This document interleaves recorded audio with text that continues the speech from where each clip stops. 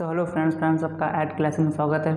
आज हम लोग बात करेंगे परसेंटेज टॉपिक में। परसेंटेज टॉपिक में हम लोगों ने कुछ टॉपिक्स पढ़ लिए थे और आज हम अपने नए टॉपिक पे बढ़ते हैं। नया टॉपिक हमारा आता है चुनाव पर आधारित प्रश्न, यानी कि टाइप हम लोग पढ़ रहे थे। ठीक है, तो टाइप देखिए, चुनाव पर आधारित प्रश्न पर पहला क्वेश्चन हमारे पास ये रहा। मैं आपको क्वेश्चन के द्वारा सारे टाइप अच्छे से समझाऊंगा। ठीक है, आप लोग हमारे साथ बने रहिए। देखिए क्वेश्चन क्या कहता है हमारा, देखिए एक चुनाव में दो उम्मीदवार थे। ठीक है, पूछा क्या गया, एक चुनाव में दो उम्मीदवार थे, जीतने वाले के कुल मतों का 65%, यानी कि जीतने वाला जो जीता है उम्मीदवार में, तो जीता है उसको कुल मतों का 65% मत प्राप्त हुआ। ठीक है, वह 900 मतों से विजयी हुआ, यानी कि 65% प्राप्त हुआ और 65% जब प्राप्त हुआ तो वह 900 मतों से विजयी हुआ।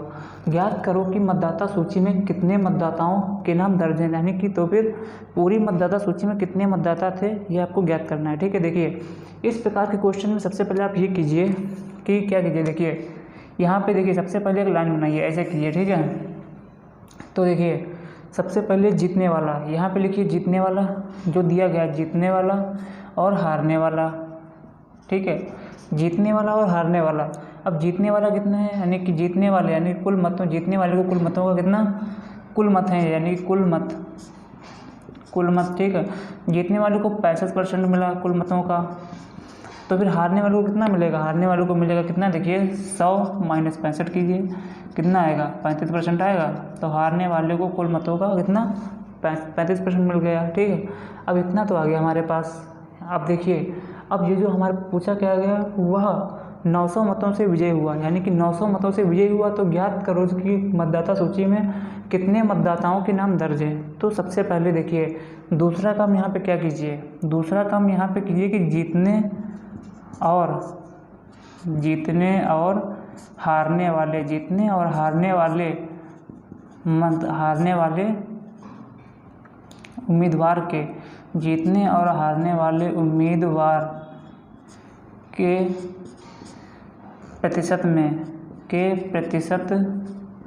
अंतर निकाल लीजिए, यानी कि जो जीता है और जो हारा है उन उम्मीदवारों की प्रतिशत में अंतर निकाल लीजिए। कितना 65 - 35 कीजिए, कितना आएगा, देखिए 30% आ गया। ठीक है, तो हमारे पास ये तो आ गया। ठीक है, तो जीतने और हारने, सबसे पहले आपको क्वेश्चन में दिया हुआ कुल मतों का, यानी कि जीतने वाले के परसेंटेज दिया होगा या हारने वाले के परसेंटेज दिया होगा। ठीक है, तो जीतने पर दिया गया है तो अब हारने वाले की परसेंटेज निकाल लीजिए। ठीक है, फिर आपको जीतने और हारने के वाले उम्मीदवारों के परसेंटेज में अंतर निकाल लीजिए, इन दोनों में अंतर निकालिए। तो अंतर हमारे पास 30% आता है। ठीक है, तो अंतर 30% आ गया। अब देखिए, अब यानी वह 900 मतों से विजयी हुआ, तो 900 मतों से विजयी हुआ तो ज्ञात कीजिए मतदाता सूची में कुल कितने मतदाता थे। ठीक है, तो 900 मतों का देखिए कितने हैं, तो कुल मत का 30% बराबर होगा कितना 900, यानी कि 900 मतों से विजयी हुआ। तो कुल मत का 30% जो आप इसमें अंतर निकालेंगे उनको कुल मत का 30% होगा, 900 के बराबर होगा जीतने वाले के। इसी प्रकार अगर 900 मतों से हारा है तो हारने वाले का दिया था, तो इसी प्रकार आप कुल मत का 30% हारने वाले को निकालते। ठीक है, तो ये हो गया। आप कुल मत देखिए, कुल मत निकालना है तो कुल मत का 30% बराबर 900 दिया गया। ठीक है, तो 900 दिया गया, आप इसे कट कर दीजिए, 0 3 3 0। ठीक है, तो कुल मत कितने आ जाएंगे, देखिए कुल मत बराबर 100 से मल्टीप्लाई कर दीजिए, 30 × 100 मीन्स 3000। तो हमारे पास पूरे कुल मत यानी कि टोटल मत आ गए 3000। ठीक है, तो कितने मतदाताओं के नाम दर्ज हुए, तो 3000 मतदाताओं के नाम दर्ज हुए। इस प्रकार से हमारा ये क्वेश्चन सॉल्व हुआ। तो सिंपल सा क्वेश्चन है, केवल ट्रिकी क्वेश्चन है, आप मेथड समझ लीजिए और इसी मेथड पे सारे क्वेश्चन सॉल्व होंगे। अब इसी प्रकार मैं एक और क्वेश्चन आपको बताऊंगा, सेकंड टाइप है, अच्छे से आप समझ जाएंगे इस टाइप को। ठीक है, अपने अगले क्वेश्चन पे बढ़ते हैं। अगला क्वेश्चन देखिए, सेकंड क्वेश्चन हमारा क्या कहता है, देखिए क्वेश्चन सबसे पहले आप पढ़िए आराम से। एक चुनाव में 20% मत अवैध घोषित हो गए हैं, यानी कि अवैध घोषित हो गए 20% मत। करीम और रावत दो उम्मीदवार थे, करीम और रावत जो है वो दो उम्मीदवार थे। रावत ने वैध मतों का 40% मत प्राप्त किया। ठीक है, और 1600 मतों से पराजित हो गया। 40% मत प्राप्त किया, 1600 मतों से पराजित हो गया। ठीक है, कितने मतदाताओं ने अपने मतदाता का प्रयोग किया, तो कुल मत हमें ज्ञात करने हैं। ठीक है, तो देखिए क्या करेंगे यहाँ पे, सबसे पहले देखिए वैध और अवैध दिया गया है, 20% मत अवैध घोषित किए, यानी कि तो 100% मत होते हैं। सबसे पहले आप 100% मानिए और जो मैंने आपको बताया था फर्स्ट क्वेश्चन में वही आप अप्लाई कीजिए। सबसे पहले देखिए यहाँ पे लिखिए वैध, अवैध है तो वैध हो गई, यहाँ पे लिखिए अवैध, ठीक है, वैध अवैध हो गया। अब देखिए अवैध कितने हो गए, 20% अवैध हो गए, तो 100 में से 20 घटाएंगे तो कितना होगा, 80%। तो 80% हमारे पास कितने हो जाएंगे, वैध, वैध मत हो जाएंगे 80%, ठीक है। तो अब करीम और रावत दो उम्मीदवार थे हमारे पास, ठीक है, तो करीम और रावत दो उम्मीदवार थे। रावत ने वैध मतों का 40% मत प्राप्त किया, रावत जो था रावत, तो उसने वैध मतों का 40% मत प्राप्त किया, तो वैध मत पे अब काम करेंगे, उसको तो हटा दीजिए, ठीक है। अब देखो वैध मत पे 80% में रावत, एक ये हो गया रावत और ये हो गया कौन, करीम, ठीक है। तो रावत ने वैध मतों का 40% मत प्राप्त किया, तो वैध मतों का 40% मत प्राप्त किया किसने, रावत ने 40% प्राप्त किया। तो करीम ने कितना प्राप्त किया होगा, करीम ने किया होगा 100 में से 40 घटाइए कितना होगा, 60%, ठीक है। तो करीम ने 60% वैध मतों का मत प्राप्त किया, ठीक है, तो 60% करीम का हो गया। अब देखिए अब पूछा क्या गया है, और 1600 मतों से पराजित हो गया, तो रावत जो है वो 1600 मतों से पराजित हुआ है। और कितने मतदाताओं ने अपने मतदान का प्रयोग किया, कुल मतदान पूछे गए हैं। तो देखिए कुल मतदान का यही फार्मूला होगा, कुल मतदान बराबर कुल मतदान गुणे, यानी कि जिनके बीच में पूछा गया है, तो यानी कि हार जीत कितने के बीच में, हार जीत देखिए रावत और करीम के बीच में हार जीत दी गई है, ठीक है। तो रावत और करीम के परसेंटेज में अंतर निकालिए सबसे पहले, तो रावत और, ठीक है, रावत और करीम के मतों में अंतर यानी कि हार जीत में 40% से ये हारा है और 60% से करीम जीता है, ठीक है। तो हार और जीत में अंतर निकालिए, मतों में अंतर यानी कि हार जीत में अंतर, हार और जीत में अंतर, हार और जीत में अंतर निकालिए, कितना निकालिए, 60 - 40 कीजिए तो 20% हमारे पास आ गया, ठीक है। तो 20% हमारे पास मत आ गया, दोनों के मतों का अंतर 20% आ गया, ठीक है। अब कुल मतदान निकालिए, कुल मतदान गुणे, सबसे पहले ऊपर देखिए वैध मतों का कितना 80% है, तो 80% नीचे जाएगा तो 100 हो जाएगा, ठीक है, गुणे फिर इन दोनों के मतों के अंदर कितना है 20% है, तो 20/100 बराबर कितना दिया गया, बराबर होगा 1600 मतों से पराजित हुआ, जिस मत से जितने मतों से पराजित हुआ वो 1600, ठीक है। ये ऐसे होगा। अब इसे आप सॉल्व कीजिए तो आराम से हो जाएगा। देखिए कैसे, कुल मतदान 1 0 1 0 कट गया, 1 0 ये 0 कट गया, 8 दूनी 16 कट गया, ठीक है। यहाँ पे बचा कितना, 1 बचा। अब कुल मतदान कितने हो जाएंगे, देखिए कुल मतदान बराबर 100 × 100 गुणा कर दीजिए, 1 2 3 4 1 2 3 4 0 लिख दीजिए, यानी कि 10,000। तो कुल मतदान हमारे पास कितने हो गए, 10,000। तो आंसर हमारे पास आंसर आ गया 10,000 कुल मतदान। तो कितने मतदाताओं ने अपने मतदान का प्रयोग किया, 10,000 मतदाताओं ने अपने मतदान का प्रयोग किया, ठीक है फ्रेंड्स। तो इसी प्रकार हमारे ये क्वेश्चन सॉल्व हो गया। इसी प्रकार के सिंपल से क्वेश्चंस आते हैं हमारे चुनाव पर आधारित प्रश्न के टॉपिक से, और अच्छे से आप तैयार कीजिए। मैंने आपको 2 क्वेश्चंस के द्वारा सारा मेथड इस टॉपिक का समझा दिया है। अब हम लोग अपने अगले टाइप पर बढ़ते हैं, ठीक है फ्रेंड्स। तो फ्रेंड्स अब देखिए हम अपने अगले टाइप पर बढ़ते हैं। अगला टाइप हमारा आता है मिश्रण पर आधारित प्रश्न, यानी कि मिश्रण पर। देखिए मिश्रण पर आधारित प्रश्न इस प्रकार से मैं आपको इस टाइप को भी कुछ क्वेश्चन सॉल्व करके बताऊंगा। देखिए कैसे, पहला क्वेश्चन हमारे पास आता है 15 लीटर घोल में 40% चीनी है। 15 लीटर का घोल है। देखिए सबसे पहले इसमें भी आप ये कीजिए, एक लाइन खींचिए, बीचों बीच में लिखिए 15 लीटर घोल, 15 लीटर का पूरा घोल है, ठीक है। और 15 लीटर के घोल में 40% कितनी है, चीनी है। चीनी कितनी है, देखिए चीनी है कितनी, 40%, कितने 15 लीटर के घोल में, तो 15 लीटर का घोल गुणे 40/100, ठीक है। तो 15 लीटर के घोल में 40% चीनी है, तो चीनी की मात्रा आ जाएगी ऐसे, देखिए 110 बढ़ गया, ठीक है, और 15 चूँकि 60 होता है, ठीक है, 100 0 कट गया तो 6 हो गया, तो इतने 6 लीटर कितनी चीनी हो गई, ठीक है।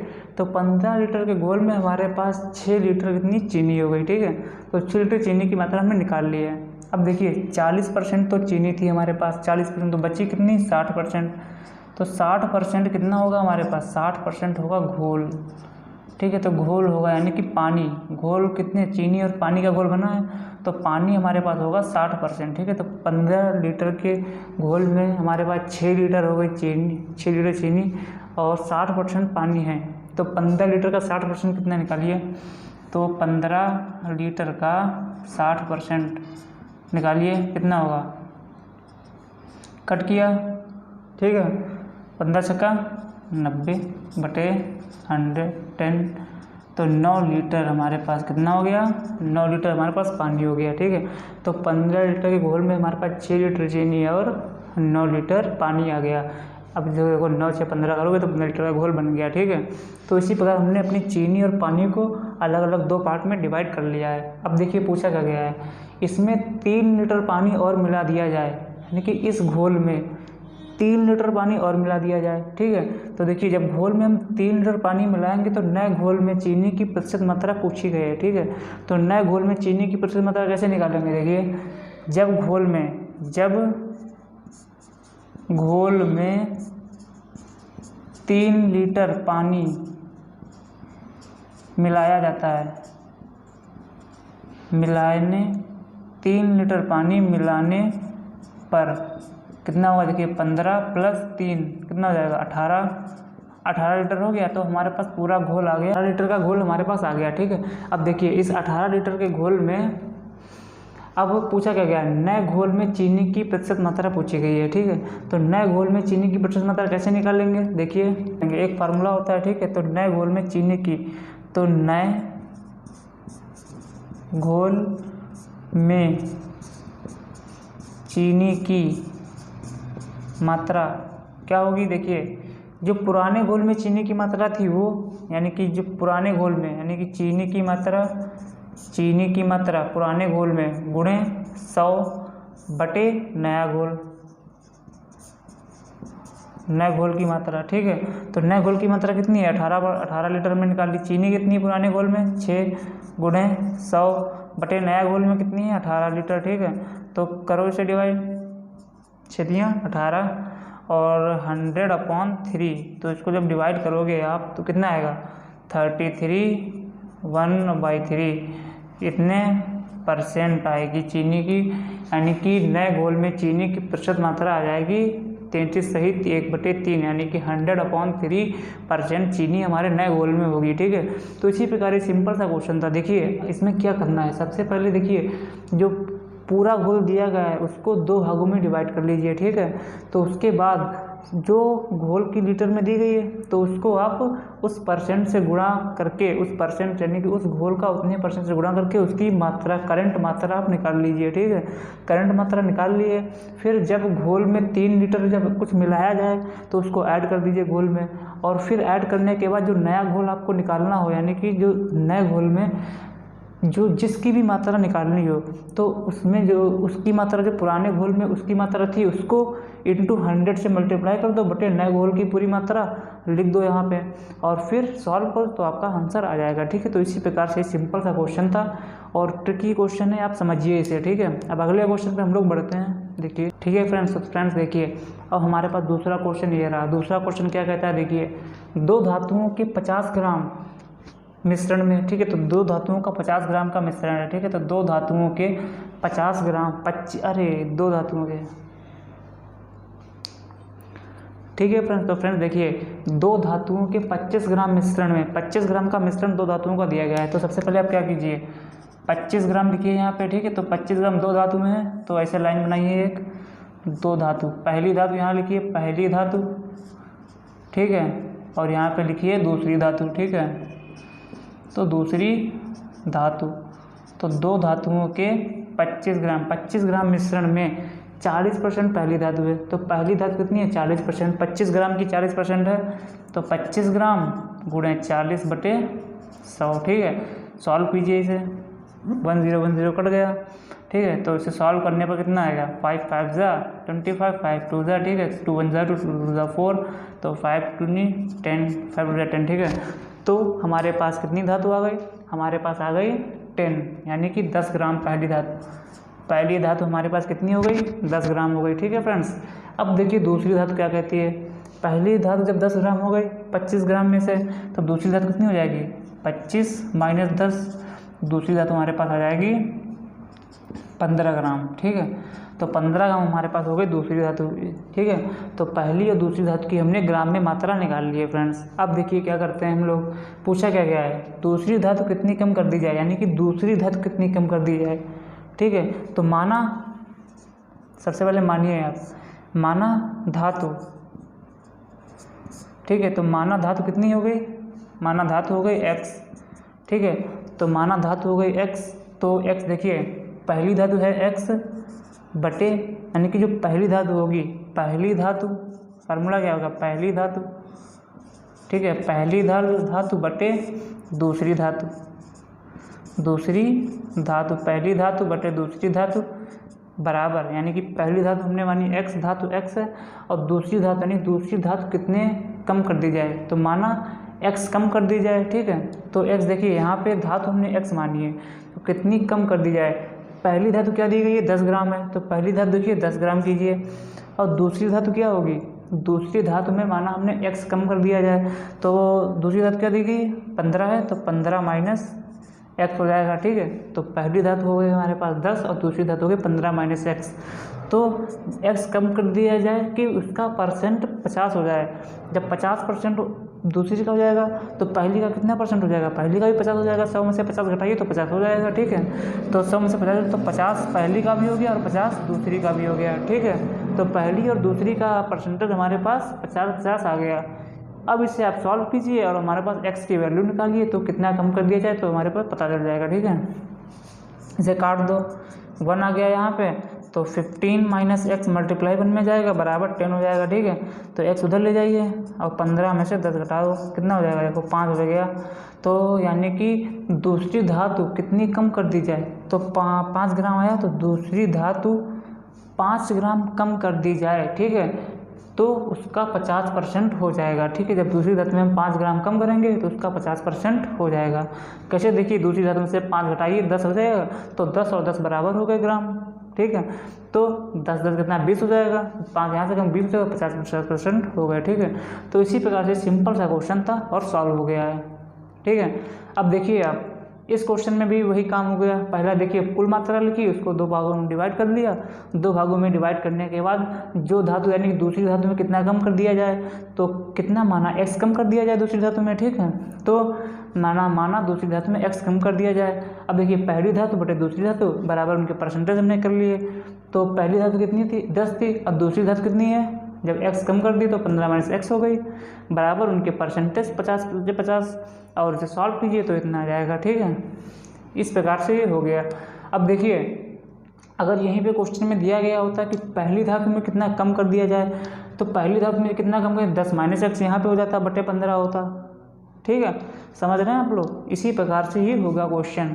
अब इसी प्रकार इन 2 क्वेश्चन से हमने इस टॉपिक को अच्छे से समझा है। मिश्रण पर आधारित प्रश्न, यानी कि मिश्रण दिया जाएगा, उसको आपको 2 पार्ट में डिवाइड कर लेना है और अच्छे से सॉल्व करना है। तो हमने इस पार्ट को अच्छे से समझ लिया है इन 2 क्वेश्चंस पे, और भी हम लोग आगे प्रैक्टिस करेंगे, लेकिन 2 ये क्वेश्चन से हमने इस पूरे मेथड को अच्छे से समझा है। आप लोग प्रैक्टिस कीजिए इन क्वेश्चंस की और अच्छे से कॉन्सेप्ट को समझिए। मेन हो तो कॉन्सेप्ट हमारा। ठीक है, तो कॉन्सेप्ट को आप पकड़िए। ठीक है, अब हम बढ़ते हैं अपने अगले टॉपिक पर।